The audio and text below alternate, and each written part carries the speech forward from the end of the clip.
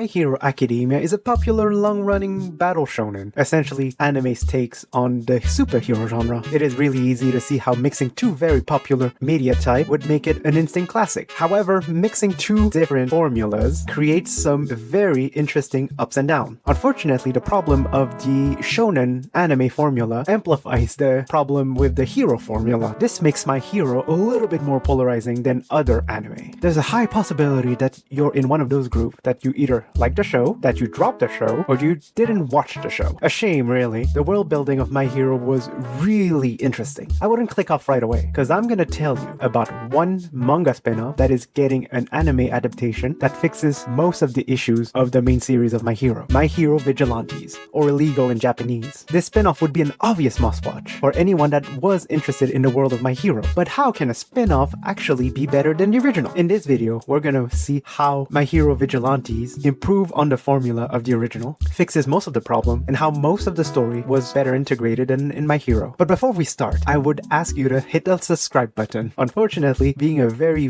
new YouTuber, this is very important to ask. Let's start with a quick story refresher. My Hero takes place in a world where people started developing superpower called quirks. Most of the population has a quirk, and that's all you need to know. There was something about restricting quirk with licenses, but it's not that important. Okay, now that we have the basic setting, we can talk about the problems. Vasto problemo. The pacing of My Hero Academia is a bit weird. There is two types of storyline, schoolwork and hero work. Especially at the beginning, they're alternating between two story formats. Schoolwork, which composes of homework, exams, and training, mixed with story about internship, hero works, and villain attack. Those two action style actually clashes. One of them is more low speed, while the other is very action-packed. Vigilante doesn't have this cool setting. It can then focus more on the more action-packed moment of hero work and makes it a lot more palatable. Problemo. Secondo. There's way too many characters. Each character is going to take time to develop, and so, with so many characters, a few of them won't actually get as much development as some others. To prove my point, maybe we should do something fun. Do you want to play a game? Let's name a few characters. Anyway, let's go. Deku, King Explosion Murder. Best Girl, Duct Tape, Grapes and Diaper. Best Girl, Hot Nerd Edition. Metapod, Use Harden. Best Girl, Fetish Edition. Sonic, Gotta Go Fast. Betty Issue. Best Girl, Acid Edition. Pikachu! Actual Best Girl, I am the Knight. I am the ultimate edgelord. Best Girl, Lo-Fi Edition. Wait, they're in Class 1A. Have you seen the problem? Unfortunately, the school setting forces the author to have a lot of characters. And how does Vigilante fix this problem? It follows three main characters. Let's name them. Let's start with the less influential Popstep. She's a street performer that uses her quirk Leap. She can jump between 2 points and not falling. The only reason she's labeled as a vigilante is that she actually uses her quirk in public. She just wants to street perform. In most emergencies, she coordinates evacuation. The second vigilante we're going to talk about is Knucklebuster. He does not have a quirk. Essentially, he is Batman, but without the money. As a salaryman, he wants to keep the neighborhood safe, but how can he do it without a quirk? Easy! Violence is always the answer. He goes and beat up people at night with American knuckles. Finally, we have Koichi. He is an All Might fan, just like Deku and Bakugo. However, his view on superhero is different from all of them. Bakugo sees the #1 hero as a powerful heroes that defeat villains. Deku sees it as a symbol to save people with a smile. Koichi sees him as someone that makes a difference in everyday life. Already, Koichi has a view that is way more relatable. Koichi is even more relatable than you think. His superhero costume is essentially a limited edition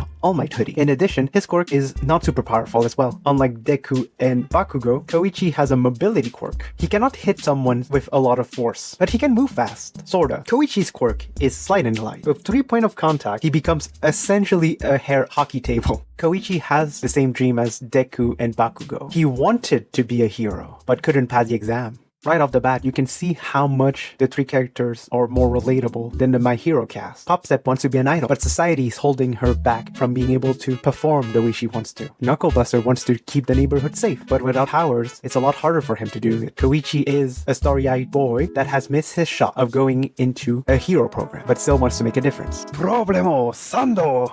And this is the most important one. Morality and social issues are not well explored in My Hero Academia. Since story and story beat can be technically called spoilers, all I have to say for those who will leave about now is thank you for watching.